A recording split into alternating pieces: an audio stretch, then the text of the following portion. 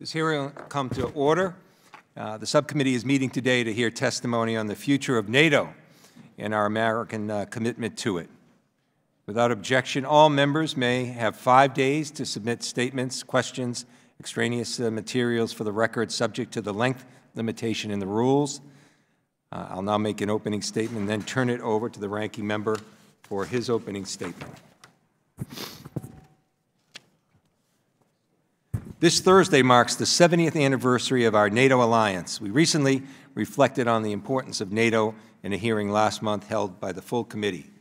Today, I'd like to follow on that by discussing and examining the future of NATO and America's commitment to it over the next 70 years.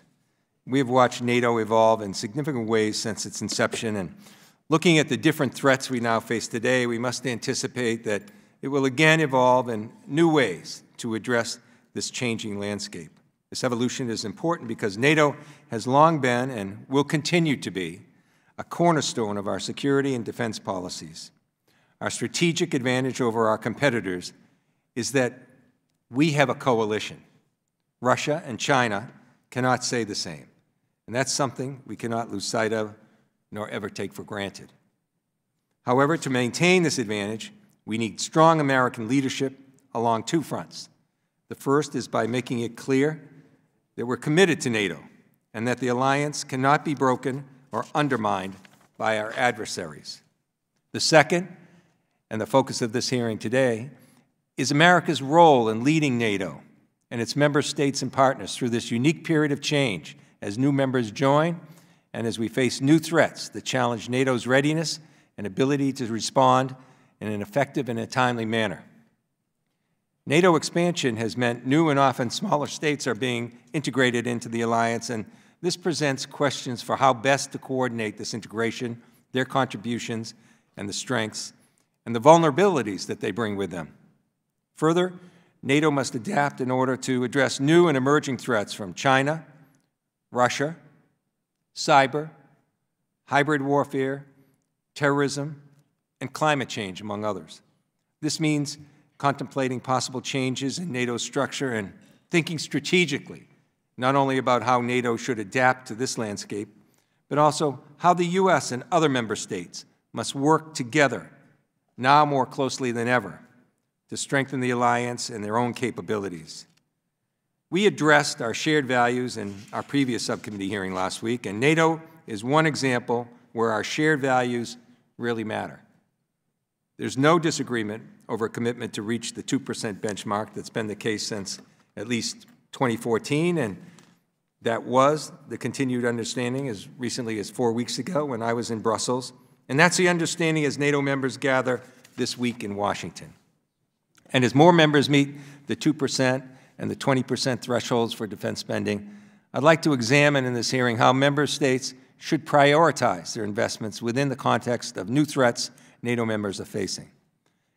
As I take stock of the threats we're facing, it couldn't be clearer to me that this is what we need, and this is the time we need to be standing shoulder to shoulder with no daylight between us. Our friends and allies must stand together, defending our shared values that are most sacred to our security and that are under attack, values of freedom and democracy. We need NATO allies who are equally committed to those values as we are and who we can trust completely, because our NATO alliance is about our security. Lives are on the line. We must hold new and aspiring members to this standard, but perhaps more importantly, we must hold current members accountable to upholding these values that are at the very core of our NATO alliance. We should look at what our new member countries are ready to bring to the table, as well as democratic backsliding among our current members, as well as possible action like Turkey's purchase from Russia of S-400s and working with China on FG networks in Europe. I therefore look forward to addressing these important issues today and hearing from our witnesses. We have incredible insight into how we should go planning the next 70 years as a country. We have that same insight as allies, and it's a pleasure to hear from our witnesses today with their opinions about which direction we should go. With that, I yield to the ranking member, Mr. Kinzinger. Thank you, Mr. Chairman, and thank you to the panel for being here with us today. Look, NATO is not just an ally. They're our most important group of allies. We understand that strong alliances protect us from aggressors and guard our shared values. We appreciate you guys all being here. If you wonder why there may not be a huge turnout today, it's because this is the third hearing in 3 weeks that we've had on our friendship with NATO and Europe. We understand it's very important. Tomorrow morning, we're going to have the NATO Secretary General Stoltenberg address our Congress in advance of the 70th anniversary of our security cooperation. 70 years of working together to face down oppression. It's sufficient to say that our alliance is strong. That being said, there are a lot of other issues we need to actually finally address on this committee as well. In the past week, we saw the first round of elections in Ukraine, Brexit's status changing on a nearly hourly basis, and Russia landed soldiers in our own backyard to prop up the corrupt Maduro regime. In Ukraine, exit polls show that the political newcomer and a comedian won about 30% of the vote, while current President Poroshenko won about 18%. These two candidates will now face off on April 21st.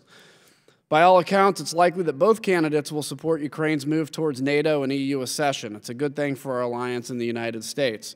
We also need to be having a hearing on what we saw in that first round of elections and what we can expect from the runoff. In the UK, Prime Minister Theresa May has indicated that she will resign following a successful Brexit. However, we're now seeing a coalition form to push for a soft Brexit, where the UK retains its membership of the European Economic Area. We could be having a hearing on how this would affect transatlantic trade and security with Great Britain, with whom we have the most special of bilateral relationships. Russia, the largest focus of this subcommittee, is not only responsible for the death of thousands of Syrians, but now has entrenched themselves to protect Venezuelan dictator Maduro as he starves his own people, a first-hand example of how socialism never works. There was once a time when this committee cared about Russia's activity in our own backyard, and we need to continue to do that instead of trying to handcuff the Trump administration from having a military option on the table during diplomatic negotiations. Had Congress threatened to block President Kennedy's strategy to militarily quarantine Cuba from receiving Soviet ICBMs during the Cuban Missile Crisis and use military force if necessary to protect our nation, I don't know if our negotiations would have gone as well as they did. I believe that some on this committee are being blinded by their opposition of the current administration, resulting in the same hearing 3 weeks running. The only reason, because the administration is telling our NATO allies the hard truth, that you can do more. And I would agree at the beginning. We can say it differently, but it's a message that needs to be said. So I reiterate my support for NATO, this committee's support, and the Congress's support for NATO and Europe. I just think it's time to begin to move on to other pressing issues in this world as well. So with that, Mr. Chairman, I thank you and I yield back. Thank the ranking member, and I thank our witnesses for being here today. I realize that your schedules are greatly under strain, and we really appreciate your offering your thoughts here. I'll now introduce our witnesses. General James Jones served as commander of the U.S. European Command and Supreme Allied Commander in Europe. He also served as President Obama's National Security Advisor and the State Department's Special Envoy for the Middle East Regional Security. He is currently the chairman of Snowcroft Center for Strategy and Security at the Atlantic Council. Dr. Evelyn Farkas is a resident senior fellow at the German Marshall Fund of the United States. Previously, she served as Deputy Assistant Secretary of Defense for Russia, Ukraine, and Eurasia, and as a senior advisor to the Supreme Allied Commander Europe and special advisor to the Secretary of Defense for the NATO Summit. Welcome. Mr. Damon Wilson is Executive Vice President of the Atlantic Council, covering Europe and NATO. He previously served as Special Assistant to President George W. Bush and Senior Director for European Affairs at the National Security Council and Deputy Director of the Private Office of the NATO Secretary. We appreciate hearing you for today, and please limit your testimony to 5 minutes, and without objection, your prepared written statements will be made part of the record. I will now go to General Jones for his statement. Thank you very much, General, for being here. Thank you for your service. Thank you, Mr. Chairman and Ranking Member Kinzinger. I am honored to be here, in part to celebrate the 70th birthday of the North Atlantic Treaty Organization. I was privileged to serve as the 14th Supreme Allied Commander from 2003 until 2016. I was honored to be in NATO when we went from 19 to 26 countries in 2004, and I'm delighted to see that Macedonia will be joining us to bring the total membership of NATO to 30 members in the near future. One of the things that NATO has to deal with and has dealt with, I think, and is doing quite well at is understanding that there's great difference between the 20th century and the 21st century in terms of what NATO does. And without going into too much detail, NATO is undergoing, in my view, a transformation that needs to continue from being a reactive defensive alliance to a more proactive engaged alliance to actually prevent future conflict. Projecting influence in the face of new threats. In a way, we're going back to the future to face the rise of autocrats and intelligent autocrats that have the economic capability to cause us great harm.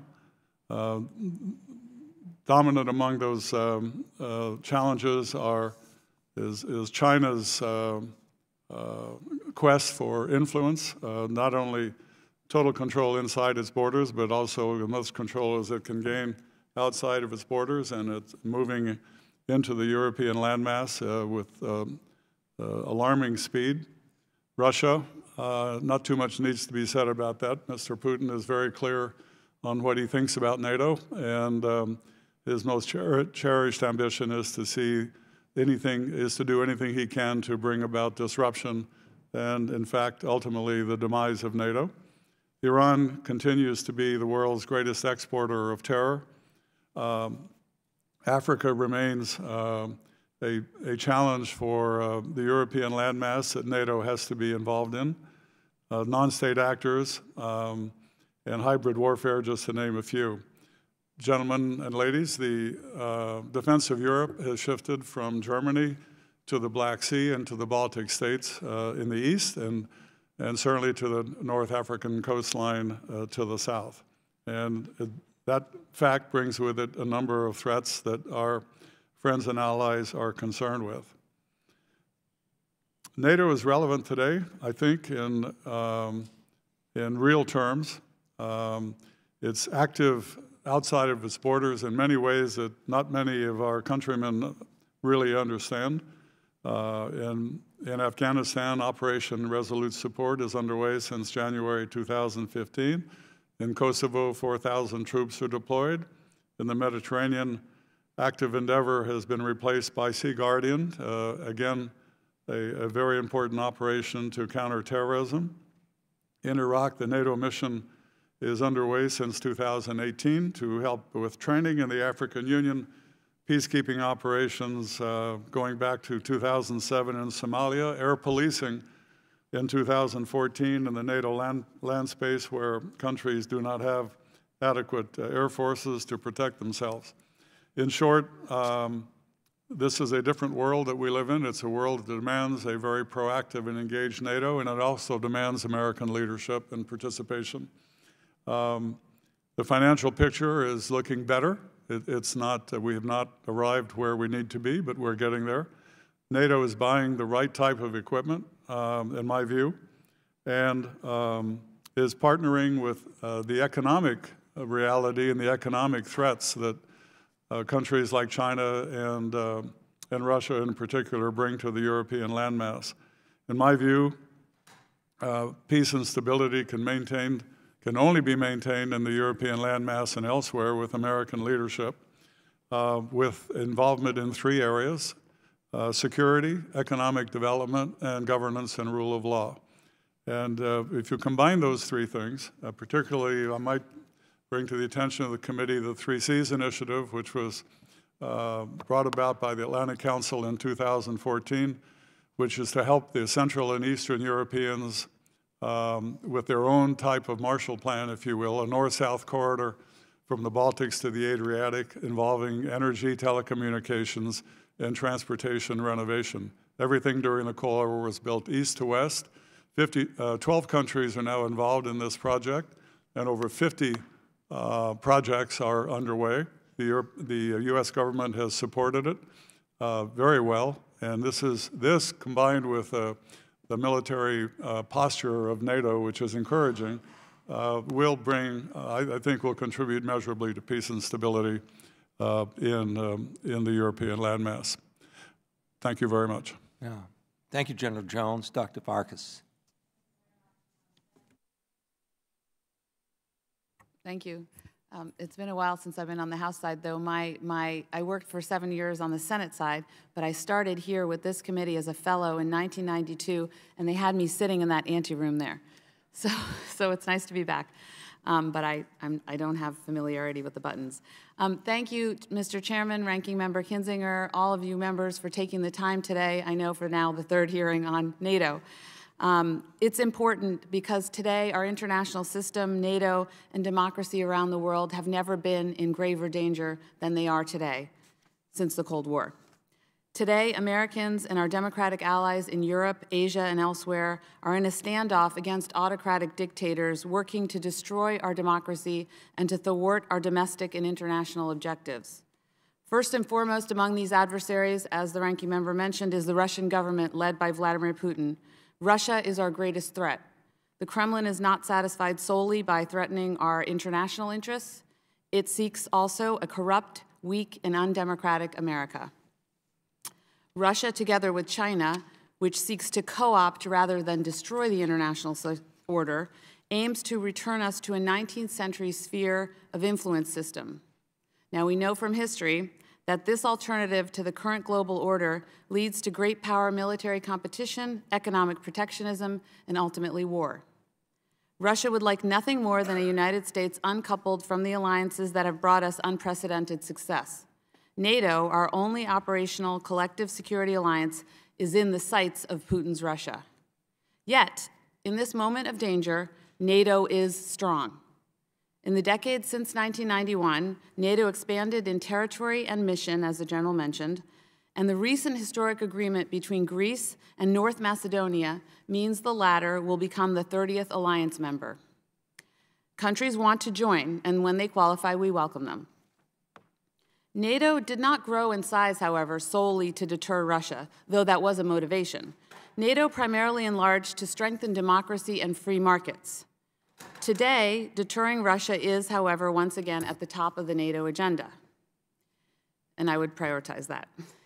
Russia violated the sovereignty of Georgia and Ukraine with invasions and occupations, and the sovereignty of almost all, if not all, NATO members with cyber and information operations. Meanwhile, China hopes to develop 3G communications networks in Europe, which would leave NATO members more susceptible to Chinese espionage. This comes on top of Chinese Belt and Roll Initiative infrastructure projects, which have threatened to put European countries into debt traps beholden to Chinese entities for decades. NATO must focus on countering autocracies like Russia and China. And again, that's where I would put the priority. First, NATO must provide military support and advice to Ukraine, Georgia, and Moldova. NATO should seek a way to bring Georgia into NATO, perhaps temporarily carving out the occupied areas as we did with East Berlin during the Cold War. And I'm sort of stealing this idea from my colleague, Damon Wilson, who once set it forth in an Atlantic Council paper several years ago. Maybe it'll catch on now. Second, NATO must prepare the two remaining Balkan aspirants, Bosnia and Kosovo, for membership and neutralize the threat posed by Russian influence and presence in the Balkan region. Third, NATO members must contribute more to building military conventional and asymmetric capabilities. Allies, of course, should meet their pledge to spend 2% of their GDP on defense and to invest 20% on real capabilities by 2024. But NATO should also establish, among other things, and I've listed a bunch more in the written testimony, a fund to help Eastern European allies and partners who still have legacy Soviet and Russian equipment. This was something that we didn't have money for under the Obama administration, but I would have liked to have done it dearly. Fourth, Russia must protect its military cutting edge and competitiveness vis-a-vis China. Fifth, finally, and most importantly, NATO members must renew their vows to democracy. Democratic backsliding cannot be ignored, especially when Russia works every day to cripple NATO's cohesion and resolve. The governments of Hungary, Poland, and Turkey must be held accountable. In the United States as well, we must heed the warning of the authors of How Democracies Die.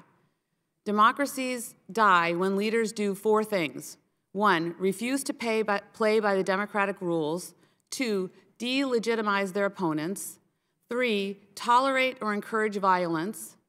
4, prepare to curtail the civil rights of political opponents and the media. We must shore up our democracy and improve the processes and functionings of its institutions.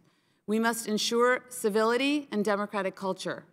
We must fight corruption and improve our capitalist system to provide transparency, opportunity, and basic well-being for all Americans. Any alliance is only as good as the sum of its parts. Thank you. Thank you, Dr. Farkas. Mr. Wilson.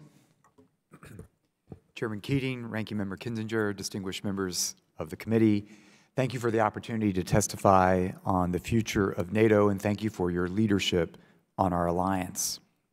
NATO is the most successful alliance in history, in large part because of its ability to adapt.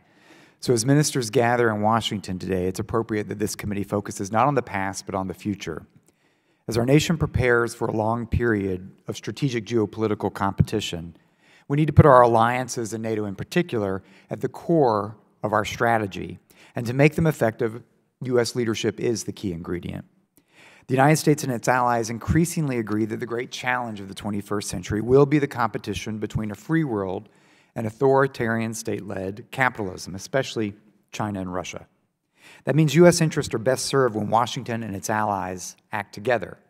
We need our allies as force multipliers of our interests and values when we face Moscow and Beijing. For NATO, this means responding to Russia's aggression today while preparing for the challenge posed by China's global reach. With regard to Russia, in my view, this requires a significant continuous U.S. military presence in the Baltic states, Poland, and the Black Sea and Balkan regions, together with our allies. Today, our allies are forward positioned in the Baltic states. The United States is not and should be. But the Russian challenge to us is likely to remain asymmetric.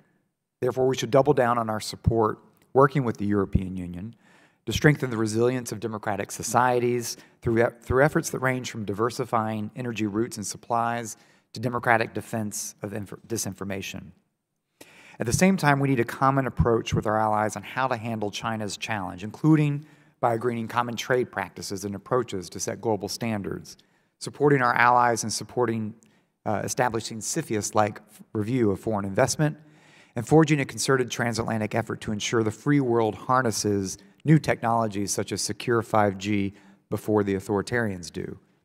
In an era of great power competition, our goal should be to keep and expand our alliances.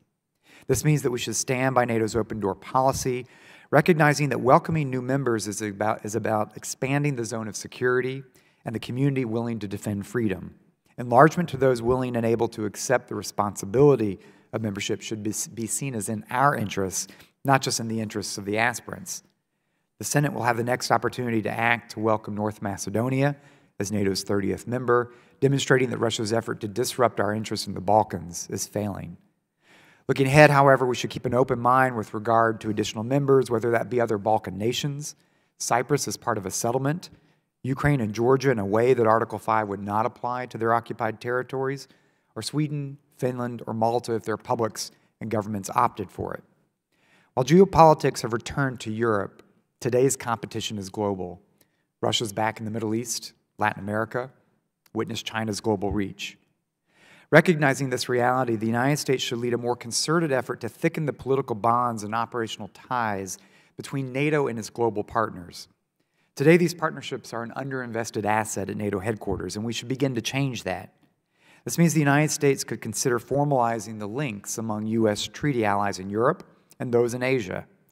And at the same time, we should begin to fostering alliance-like links among our existing allies with strategic partners such as India, and in Latin America, Colombia, Brazil, and Mexico as we consider what unfolds in Venezuela. Beginning to build a network of alliances now with the United States at the center would provide a more capable and intentional global democratic response to the authoritarian challenge. It could also be a precursor to a more formal set of alliances among democracies who are committed to protecting their way of life in a democratic international order. So as NATO leaders begin arriving here today, there's no doubt a lot of attention will focus on which allies are making strides toward their defense investment pledges, and rightly so. While much more remains to be done, we can recognize that since 2016, European allies have spent an additional $41 billion and have plans through 2020 of additional $100 billion. That said, I am concerned about the current burden-sharing debate, that it can misplace the focus on what's strategically important inside the alliance. America's friends and allies are the United States' best competitive advantage. Indeed, Congress, the administration, and the American people can view our alliances as a national strategic asset. As such, each administration serves as a steward of these assets with the responsibility to defend, strengthen, and lead them. U.S. leadership, after all, is the decisive element in determining the success of NATO's future. Thank you for the privilege to testify today. I look forward to your questions. Thank you, Mr. Wilson. I'll now recognize myself for 5 minutes. This week we look back and celebrate NATO and look back at the history, but this hearing is about looking forward. And General Jones, you hit, I think, the theme of that hearing, talking about a new way of viewing, a much more proactive way. You know, we'll look at the 2%, the 20%, but really, what is NATO's role in coordinating out how that's going to be spent, how we're going to move in that direction, eliminating unnecessary redundancies and ensure improved deterrence and readiness in that regard. So in that proactive sense that you spoke about, could you share some of your thoughts in that regard? Thank you, Mr. Chairman. I think that this is really a moment for the alliance to really transform itself in its thinking philosophically in response to some very, very serious threats that are coming our way. NATO is included in all of these 5G discussions that are going on about China and U.S. and Huawei and the like. NATO can and is showing signs of moving towards buying the right type of equipment for the future. It's showing signs of moving into the countries that are border the Black Sea and the Baltic states with expeditionary missions. There's even talk in Poland about encouraging the United States to establish fixed bases again in Poland. China and Russia are devoting a large part of their weapons acquisition to area and access denial in terms of reinforcing NATO, the European landmass, or in the Pacific.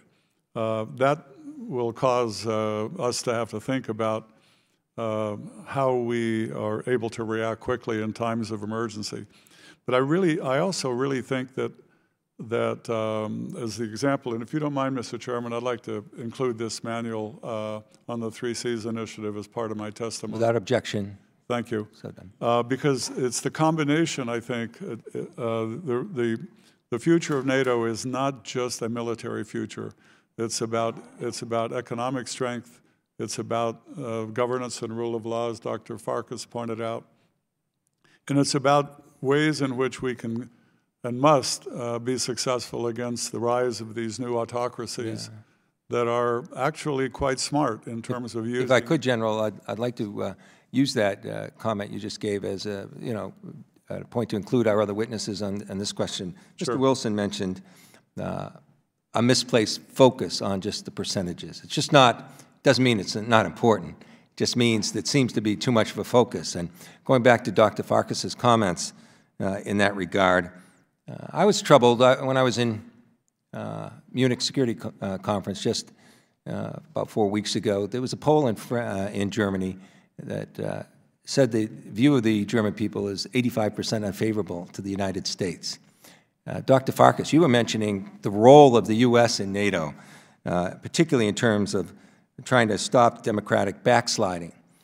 And, if you look at areas like civil rights and issues of autocracy in Hungary and Poland and Turkey, how can the U.S. do a better job, assuming that mantle that we should have in this regard, given the current way the U.S. is being viewed? What can we do to perhaps resume being the mantle of all these civil rights, rule of law, democracy issues that you mentioned.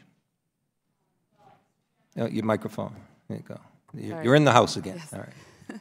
So first, Mr. Chairman, I would say, looking internationally, which is where most of my expertise is, we need to do more helping put pressure, helping the opposition, frankly speaking, in Hungary, in Poland, in Turkey, to put pressure on the government to do better. So to be more of a liberal democracy, if you will. If you recall the famous statement by Viktor Orban, the Prime Minister of Hungary, he very proudly said, "We are not a liberal democracy." But without the liberal, you're not really much of a democracy. So there needs to be more pressure put on these countries. But what we found, and here, we saw under different types of approaches taken to Hungary under the administration. I worked for Obama administration, now the Trump administration, and I think we need kind of a mix of the two, where we speak frankly and directly to the Hungarians and to our allies, to the leadership, and we appreciate them for their military contributions, because those three countries are actually very strong contributors. With Turkey and Poland making the 2% cut and also having the highest, Turkey certainly has one of the highest numbers of people under arms. So we recognize that, but at the same time, we know that their democracies are weak. We know that they need help. We need to put more money into that through our foreign assistance programs to help the opposition, to help their democracy and their civil society. Here at home, I would say the polls, and I think Damon's probably also familiar with these polls, the polls, I believe that they tend to ask about our president and how the German public views our president, and then America, but these two things obviously become intertwined. And President Trump is not popular in Europe because of how he's spoken out with regard to the German Chancellor and the Prime Minister of the UK, so Prime Minister May, and other leaders. He's seen as not being respectful, and I think the push for increased assistance to NATO, while it's very consistent with all of the other presidents who have come before our current president, he does it in a way that obviously is irritating not just to the leadership but to the people. With regard to what we have to do about briefly, shoring up our democracy, obviously more needs to be done there, and I would really just urge Congress to do what you do best. I love Congress, and Congress just needs to have a robust role in our democracy.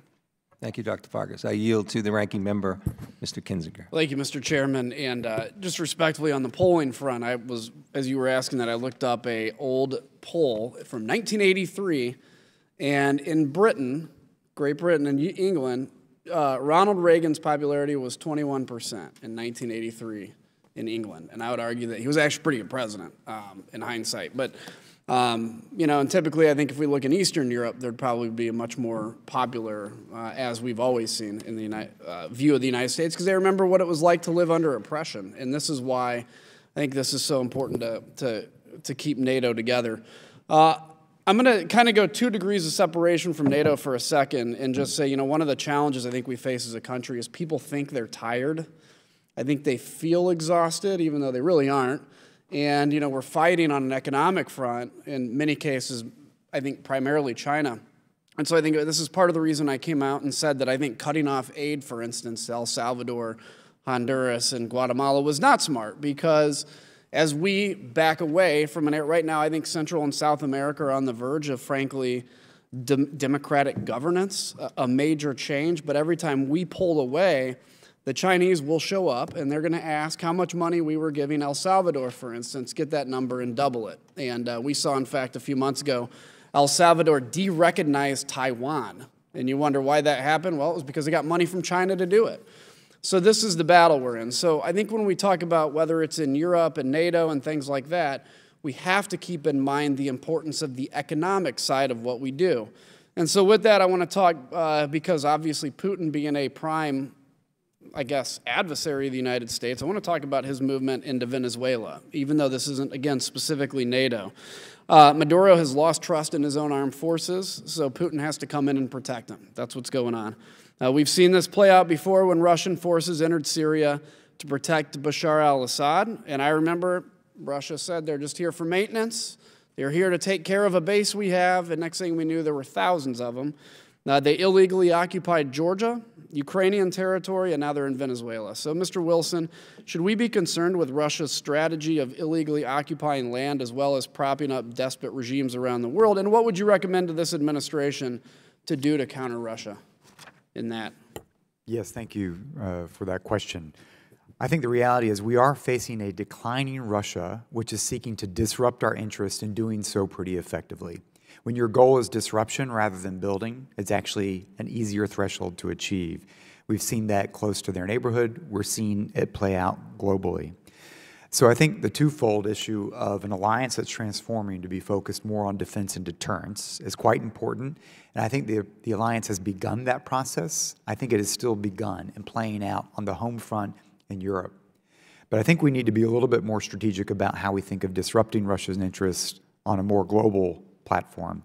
If you think about, we should have a strategy that thinks about how Beijing and Moscow do not become allied in their efforts, but that we drive that wedge. We should be paying attention to what Russian forces are doing in the Central African Republic and in Venezuela. It's pretty astonishing. So I think thinking through a strategy of not just deterrence in Europe, but disruption of Russian interests on the global playing field is overdue. We look at Venezuela, where Cuban intelligence, Russian military, and Chinese money, debt, is fueling this crisis.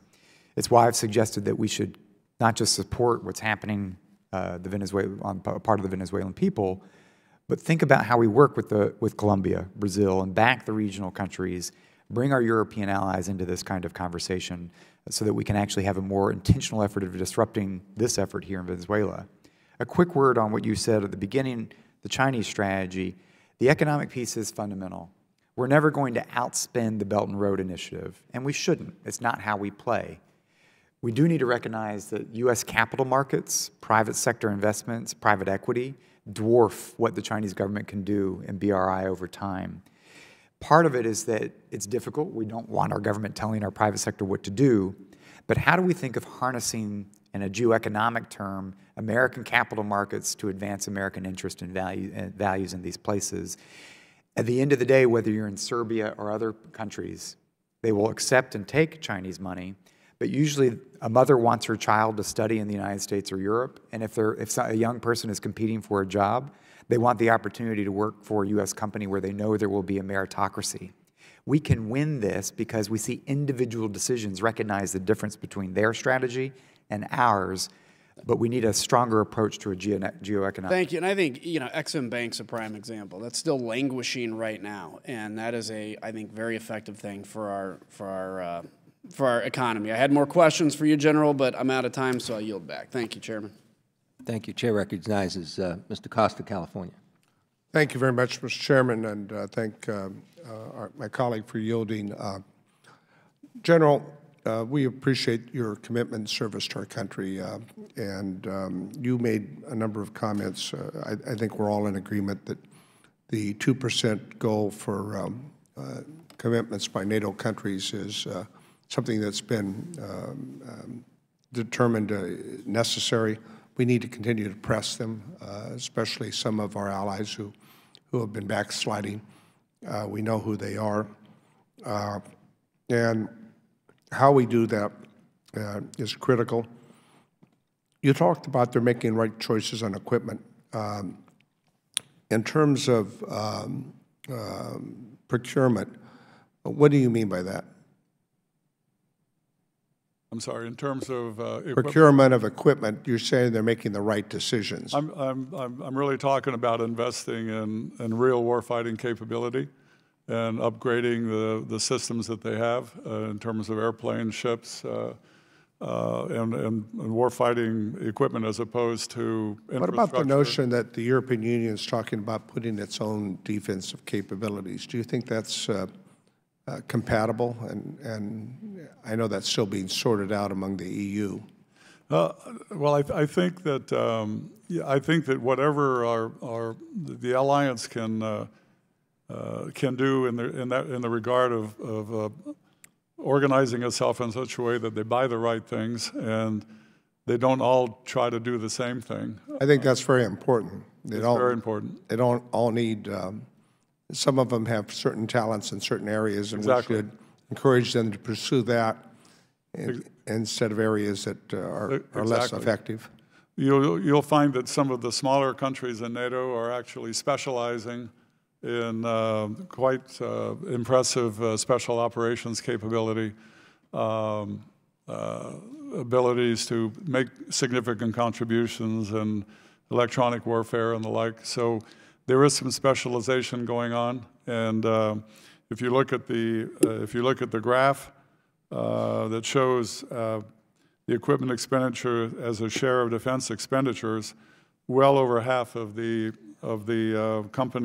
countries in NATO are approaching the NATO guideline of 20% of their purchasing power being spent on relevant equipment. So that's very encouraging. Because of my time situation, I don't know, I think General Gerasimov, who was, I guess, the equivalent of the Joint Chiefs of Staff, talked about their asymmetrical potential, and Mr. Wilson, you made reference to Russia playing a disruptive hand, but smartly.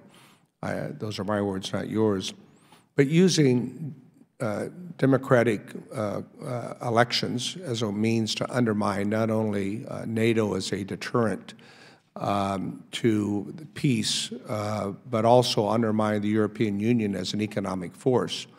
And frankly, if you look back to 2013, 14, he gave that speech, they've done a fairly effective job. I mean, they've been undermining European elections even before 2016 with ours.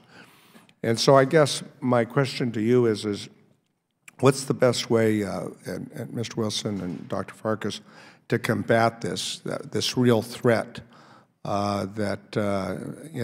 because while this may be the third hearing on NATO, I think it's important when we tomorrow hold the joint session of Congress, realize that not only has this been the safeguard of our common values and rule of law, but it's the longest peacetime period in Europe, the last 70 years in over 1,000 years, and that gets overlooked. And if you could, we're up against a roll call. If you could just keep that combined under a minute, that'd be great. I can be very quick. I did cover this in my written testimony. I would just say one part is resilience, so strengthening our democracy and transparency. The second part is deterrence. And then I would say, a little bit based on the comments and question from the ranking member, we need to communicate very clearly to Russia what our expectations are, and if they cross a line, we need to be willing to take action. That was critical in Syria when the Russians attacked us, when their contract workers attacked us. And I think if we keep a firm line against Russia, keep the dialogue open, hopefully we'll have a new regime at some point in the not foreseeable future. If I could just add to the ranking member's statement, there is a difference, I think, in Europe, and I noticed it at the Munich Security Conference as well, between how Western Europeans feel about the United States and how Eastern Europeans feel about the United States. And that's something that it's real and it has to be dealt with. But what I've noticed in Western Europe is more of a trend towards appeasement against these autocrats in Russia and China, and that's a very dangerous thing. But the further east you go, the more you have solidarity with U.S. philosophy, U.S. fears, U.S. Identification of the threats that are coming towards us, be they military or economic or political. So we really need to shore up the Western Europeans, I think, more so than we have. And that's why I think these initiatives, like I mentioned, the 3 Cs initiative, are important in righting the balance in Europe where the Eastern Europeans' economies can rise and make Europe a more powerful entity to combat Thank you, these General. threats. Chair recognizes Mr. Wilson of South Carolina. Thank you, Mr. Chairman. And General Jones, and thank all of you for being here today, but General Jones, your colleagues have already addressed this, and that is the admission of Georgia into NATO.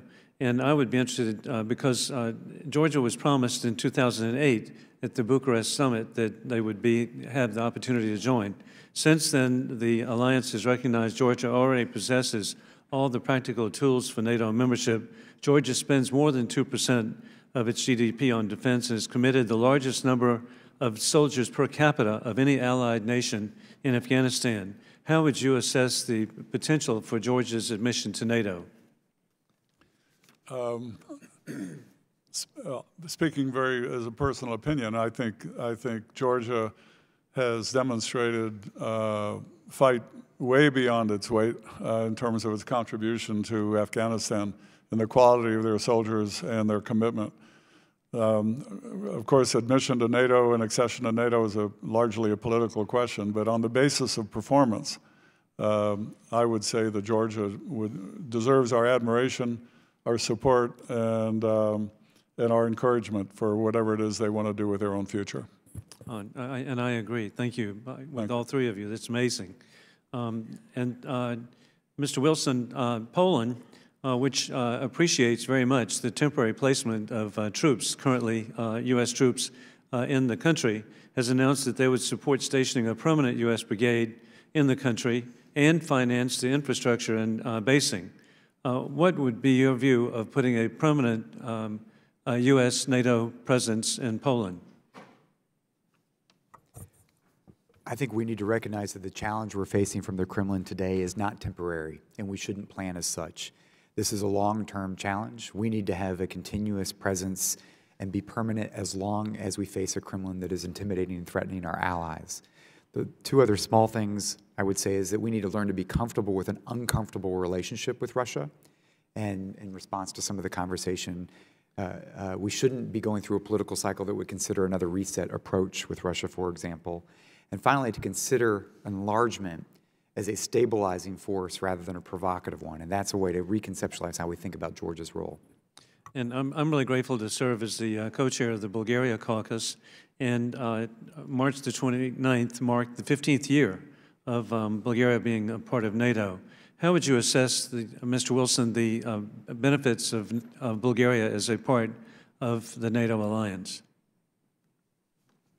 So I think Bulgaria has been the fundamental story of how you create a Europe whole and free where former adversaries become allies. That is the story from France, Germany, to former Warsaw Pact countries, to Bulgaria itself. It's been an important ally, helping to anchor the southeast flank.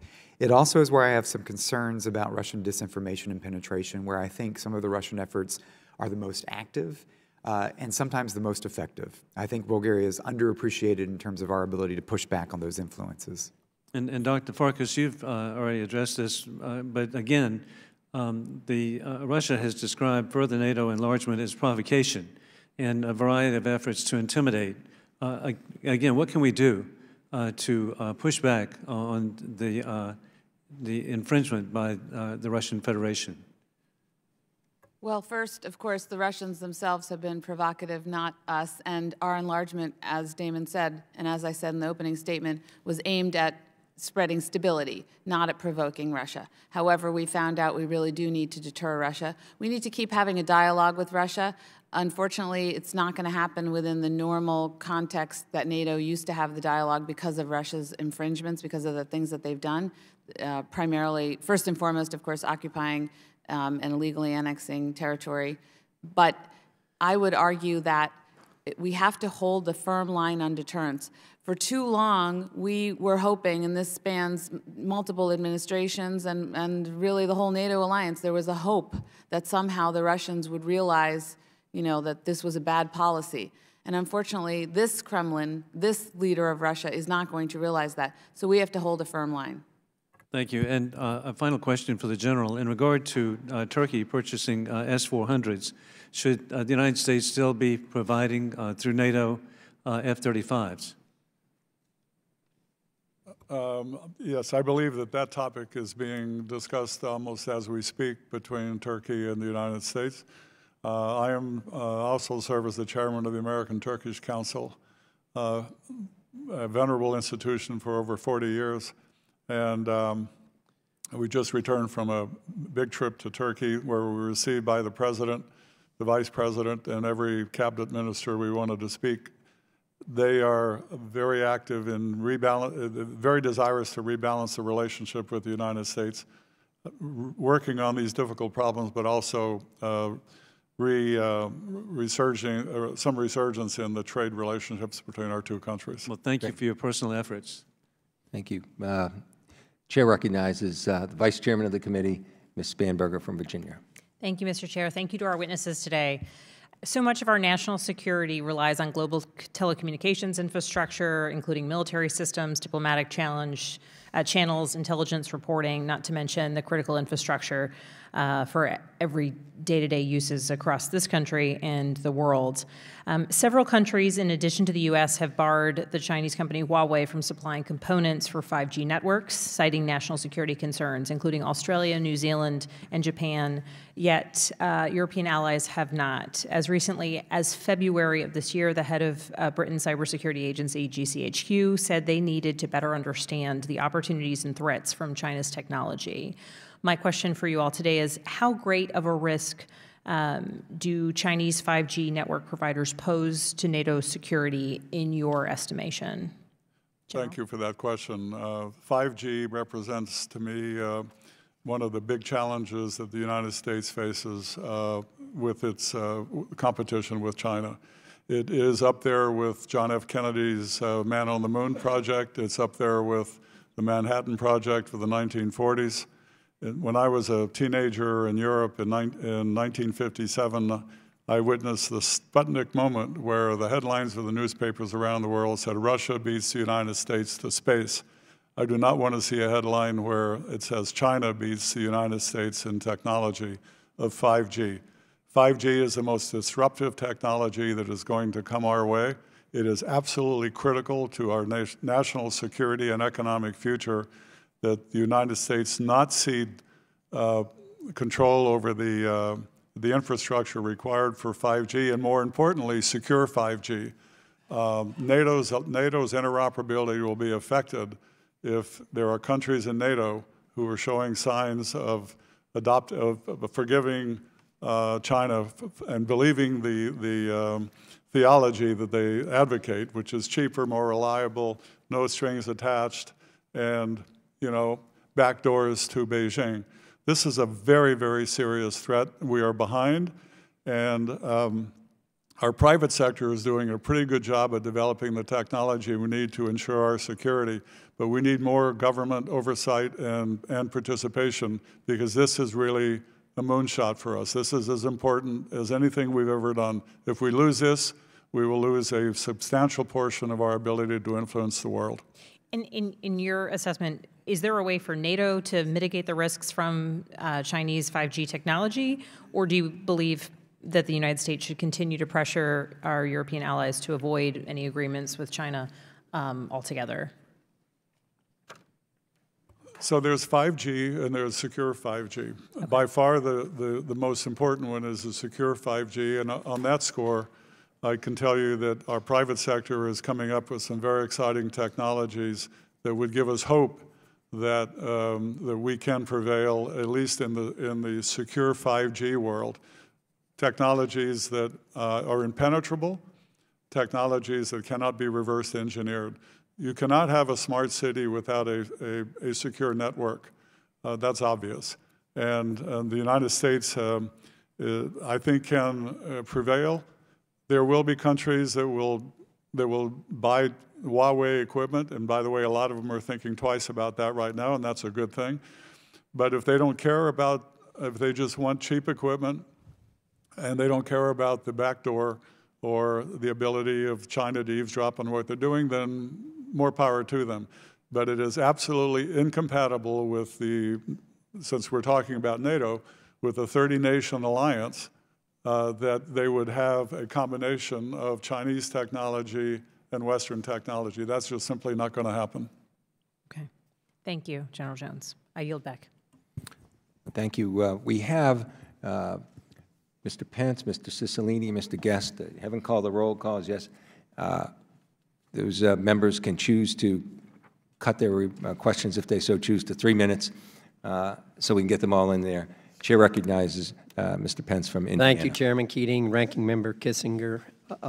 Thank you all for being here today. Mr. Wilson, in your prepared testimony, you stated the following, and I quote, "But the Russian challenge to us is likely to remain asymmetric. Therefore, we should double down on our support, working with the European Union to strengthen resilience of democratic societies through efforts that range from diversifying energy routes and supplies to democratic defense of disinformation. I'm glad you mentioned energy security. In our hearing last week that Congressman Kinzinger mentioned, I brought up this very topic and would be interested in your thoughts. This is my question to you all. Is NATO doing enough to enhance energy security in the alliance, and how might we encourage NATO to engage with the EU to address their collective energy security challenges? Thank you very much for that question, and I will sort of refer to, as General Jones noted, this 3 Cs initiative. I don't think NATO is doing enough, and I think the key is an integrated strategy between NATO and the European Union. If Russia uses energy and weaponizes it against our allies, we need to work with our allies on a common strategy to defend against that. That obviously requires work with the European Union. So part of this effort is how can the European Union, with the United States, help diversify those energy routes and supplies, particularly into Central and Eastern Europe, so that they are not found in a vulnerable position. And I think that's where the effort of the 3 Cs initiative is, how to build the cross-border infrastructure that is required, that is often not attractive to some private investment, but is quite necessary to give options to some of our more vulnerable allies. We've made progress on this agenda, but it has been too slow. We haven't treated it as a first-order strategic priority of alignment between NATO and the EU on a common strategy, and I think it's an imperative one to add to that. Yeah, I would basically agree with all the points that Damon made. NATO needs to get more actively involved, at a minimum, in a consultative fashion. But NATO members their militaries rely on energy, they rely on fuel, and maybe to some extent to natural gas. So there is a role for the defense ministries of these countries as well in putting pressure on their governments. So I think, but the EU largely has the lead on the issue. They took a while to become activated again, to become sufficiently alarmed to coordinate this, and they're doing a better job. Thank you for that question. Philosophically, President Putin of Russia has shown that he is more than capable and willing of using energy as a weapon, and he's done so. The U.S., having catapulted itself into a position of global leadership on energy, has adopted a much more benevolent strategy. We care about military security, economic security, political security, and energy security. And with the 3 Cs initiative, and what it does is it reduces the dependency of about 20 different countries in Central and Eastern Europe off of the Russian ability to manipulate the political spectrum through threats to cut off energy. It will affect better prices. It will affect the whole stability of the continent. And I think the arrival of the United States as a great power on energy should go beyond Europe. We should also compete with China aggressively in Africa on energy security as well, because energy is not the commodity that China can export. We can. Thank you, Mr. Chairman. I yield. Chair recognizes Mr. Cicilline of Rhode Island. Thank you, Mr. Chairman. Thank you to our witnesses. As you've all said, NATO is obviously rooted in a bedrock of shared democratic values, and I think like many, you've expressed concern about democratic backsliding, particularly in Hungary and Poland, and of course Turkey is hardly democratic today. And I'm just curious, maybe starting with you, Mr. Wilson, what can Congress do to kind of shore up these democracies in Europe and within the alliance? Some have suggested NATO should begin an annual report or review of democracy within the alliance. Wonder what you think of that and what Congress might do to support that. And Dr. Farkas, if you could follow, I know you said that these countries must be held accountable. I think we all agree, but it's unclear exactly how we do that under the current kind of structure of NATO. How do we actually hold these countries accountable? So maybe start with you, Mr. Wilson. Thank you for that question. My approach is a little bit different, perhaps, than as Dr. Farkas outlined. I think our premise should be to keep our allies as our allies. And if we look 10, 20 years out, the last thing we want to see is an alliance in which Turkey is not aligned with us, but perhaps someone else. I think the openings there of the cleavages within our alliance are a strategic vulnerability that a country like Russia can exploit. It doesn't mean that we don't have concerns about what's developing. But if you look at local elections in Poland, local elections in Turkey, there is a vibrancy to these civil societies, to these opposition parties, to their political class. And I think that through engagement rather than isolation, rather than ostracizing our allies, being engaged, and I think that helps with a congressional body, with other parliaments, meeting cross-party, as you're doing meetings, doing cross-party parliamentary meetings with your counterparts, because my view of the alliance is to provide an architecture, an infrastructure, which provides a bedrock sense of security that our democracies, whether it's our own or others, can be self-correcting and help nurture this. So I'm reluctant to go down the path of a NATO passing judgment on democracies within that club while trying to set standards that we want to uphold, but understand that this is, isolating, calling out, or not meeting with, going 20 years without a head of state meeting with the Hungarian leadership is not the best way to pursue democracy in my view. I think it opens up opportunities for the Russians to play games and to potentially cause danger of peeling back our alliance. Dr. Farkas. Yes, in my written testimony, I also wrote a little bit more extensively on this, and I noted that when Secretary Pompeo was recently in Budapest, he talked about a new fund, new funding to help boost the civil society, to boost he didn't say the opposition, but the civil society in Hungary. So I think I would agree with Damon's approach, which is we don't need to set certainly not another public litmus test like 2%, because I don't think it helps. And as he said, our adversaries will exploit it. But behind closed doors, I think we have to speak frankly with the heads of state and the ministers, but then engage, as Damon said, not just in the meetings we hold, but our government needs to put more money back into those programs that we used to fund to help bolster civil society in Eastern Europe and elsewhere. So I think those are very important, and media outreach programs and Fulbrights and all of these people-to-people things, so that hopefully we can help their societies evolve either back to where they were before or to a better place. Thank you for that question. I would strongly encourage more congressional engagement with NATO. When I was over in SACEUR, the congressional visits were always well received by our European partners. I would double down on those missions. I think they're very important. I would recommend that our country reaffirm and without any question our commitment to Article 5 in NATO. I think that has got to be, we should not ever dangle that as a negotiating tool, because it makes everybody nervous. And by the way, Russia needs to hear that as well. We should praise what the alliance has done. We criticize it quite a bit, but I don't see enough praise coming from this side of the Atlantic to what they are doing.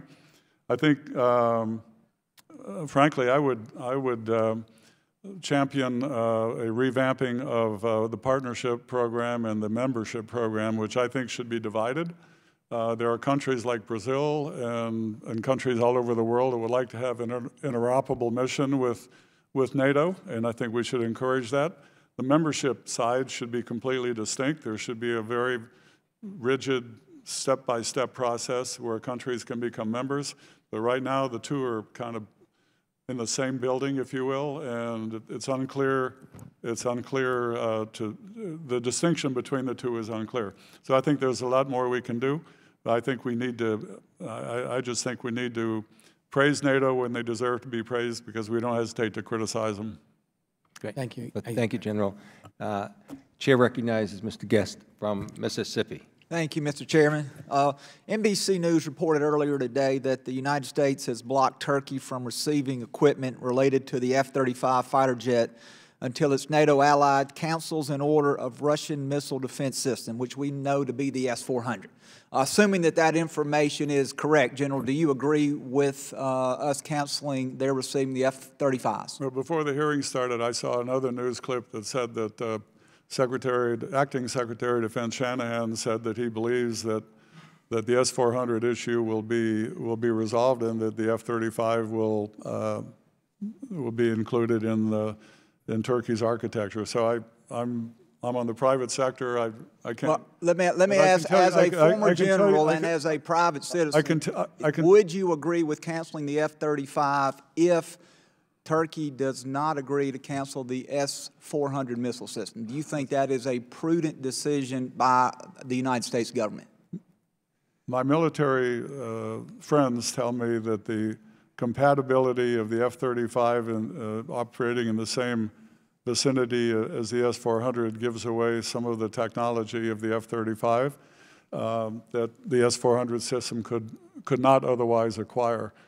I'm very hopeful that this is going to be resolved because this is really important for the alliance. It's important for the bilateral relationships. I would like to remind the committee that years ago, Greece bought the S-300 from Russia, and the alliance put so much pressure on Greece that they bought the system, but they never deployed it, and it averted a crisis.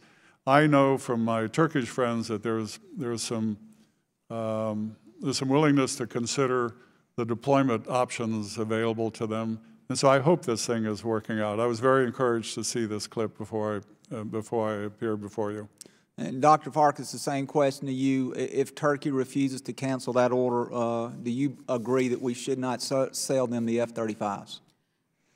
Congressman, I'm not sure whether I would link the two just because I haven't studied the issue, so the kind of political scientist, policy maker, geek in me says I need to study it. But I will tell you that it is deeply disturbing that Turkey is dangling this in front of us. I don't know how serious it is. And the reason I say that is because when I was in the Pentagon, they also were toying with buying a Chinese system.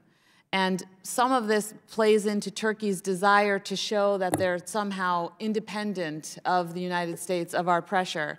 It's not helpful at this time in history.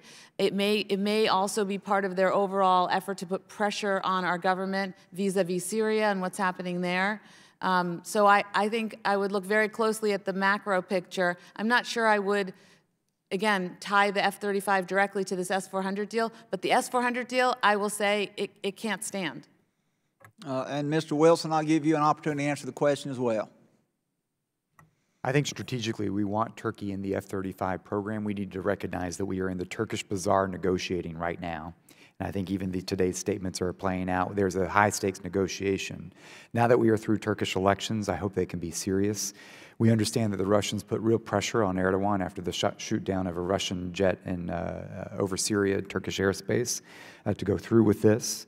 I think we need to see it either canceled or deployed in such a way that it's actually deployed / mothballed at the same time, so that it does not provide a cleavage place with vulnerability for the F-35, which has to be our #1 priority to protect that program's integrity.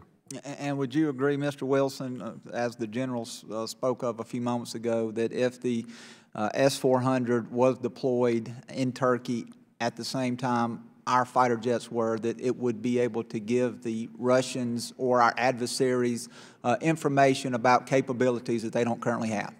That is what I understand from people who have more technical expertise than I do. That's where this either comes in. Do we either come out of a negotiation that leads to a cancellation, or is there a saving face option where the Turks end up paying for this and it is not deployed and used in such a way that it would cause that concern for us? Thank you. Mr. Chairman, I yield back. Thank you, Mr. Guest. I'd like to thank our witnesses for being here and subcommittee members as well, working around roll calls and hearings. It's critical to have a strategy for NATO to grow and evolve and address the new and emerging threats. And I look forward to working with my colleagues on the committee, this Congress, to address it. We appreciate the comments you've made about the role of Congress going forward. I think it's a very important role.